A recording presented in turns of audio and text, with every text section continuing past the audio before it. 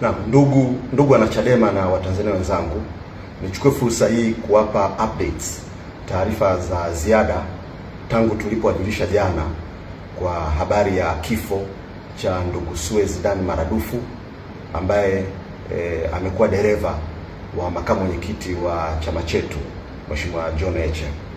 Tangu jana tumekuwa na mashauriano na mazungumzo na madaktari, mganga mkuu wa hospitali ya mkoa hapa Kigoma, hospitali ya Maweni, na tulikubaliana kimsingi tupate wataalamu pathologist ambao ni authorized. Wale waliokuwepo hapa hawakuwa wale wabobezi kabisa pathologist ambao wako authorized kufanya postmortem.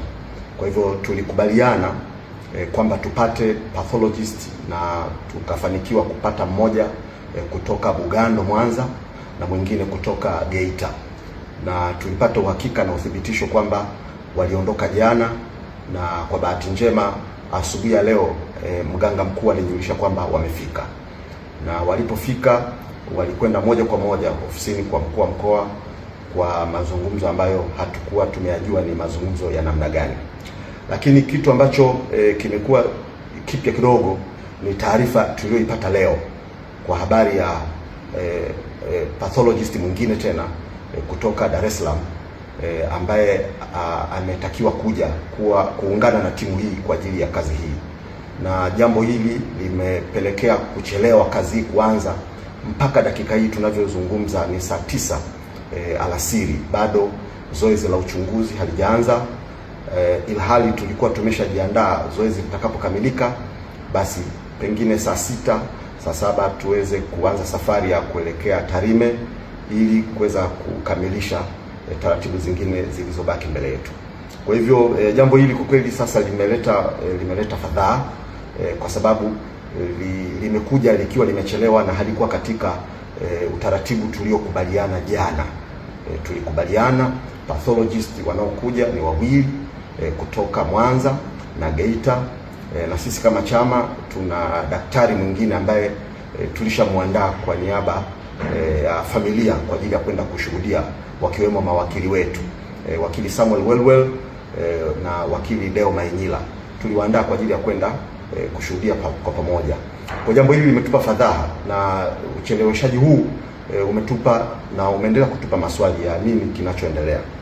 Lakini pia nichukue fursa hii kutoa masikitiko yetu kama chama makubwa sana. Leo asubuhi tumemsikia mkuu wa mkoa wa Kigoma IGP mstaafu afande Simon Siro akizungumza na akitoa taarifa kuhusu jambo hili, na katika mazungumzo yake amezungumzia kwamba kifo hiki ni kifo kwa uzoefu wa kiaskari, ni kifo cha kawaida. Hili jambo si sahihi. Kauli hii ni kauli batili, na tafadhali IGP mstaafu usiparamie mambo kwa namna hii. Jambo hili tumekubaliana na tumetaka lifanyiwe uchunguzi. Unapo preempt kwamba kifo cha ndugu Dan Suez ni cha kawaida, kama hatutakubali na hatutaipokea sentence hiyo, kwa sababu mazingira ya tuliyomkuta ndugu Dan tukiwa na askari polisi katika chumba chake yalikuwa ni mazingira ambayo wote wametupa mashaka sana, wakiwemo askari wenyewe tuliokuwa nao kwenye eneo la tukio. Wote tulimuona marehemu Suez akiwa pale chini, alikuwa anavuja damu, alikuwa amevuja damu puani, damu zilikuwa zinatoka mdomoni, damu zilikuwa zinatoka masikioni, damu zilikuwa zinatoka kwenye jicho la kushoto, damu zilikuwa zinatoka. Sasa unaposema ni kitu cha kawaida, haiwezekani kuwa kitu cha kawaida. What if uchunguzi utakapofanyika ukatuthibitishia kwamba huyu ndugu alikula kitu au alikunywa sumu ambayo ndio ikasababisha mishipa ya damu ipasuke kwa spidi kubwa ya namna ya jinsi ilivyotokea. Wote tumejiuliza ni kitu gani hicho kinachoweza kusababisha mishipa ipasuke, damu zitoke kwenye matundu yote katika kichwa, machoni, jicho la kushoto, masikioni, mdomoni, puani. Hatuwezi kusema kwamba kifo hiki ni cha kawaida. Maana yake tutakuwa tuna preempt uchunguzi, mwisho wa siku taarifa iseme ni kitu cha kawaida. Hapana, kauli hii ni batili, tunaikemea, tunailaani na hatuikubali. na Watanzania wapuuzie kauli hii ambayo pengine inataka kupreempt ripoti iseme nini. Uchunguzi huu utafanyika na tutakuwepo wote kushuhudia, kusimamia, ili tuelewe jambo hili, nini kimetokea kwa ndugu Dan Suez. Na nifafanue jambo hili kuhusiana na vitu alivyokutwa navyo. Dawa zinazozungumzwa kwamba zilikutwa katika begi lake ni dawa za kawaida, ni medical supplies za kawaida kabisa.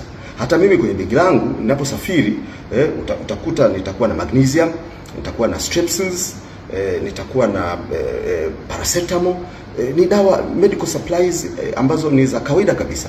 Sasa inapotokea jambo hili linakuzwa na kufanywa kama kuna kitu cha attention, kwa nini tusizungumzie pia katika begi lake tulikuta fedha taslimu takriban shilingi 400,000 na shilingi 20,000 ambazo alikabidhiwa wakili Deo Mainyila, kijana wetu. Kwa nini tusiseme kwenye begi lake tulikuta vocha za simu? Kwa nini tuseme kwenye begi lake tulikuta mafuta? Kwa nini kwenye begi lake tusiseme tulikuta vitu ambavyo ni vya kawaida kabisa mtu anapokuwa amesafiri? Sasa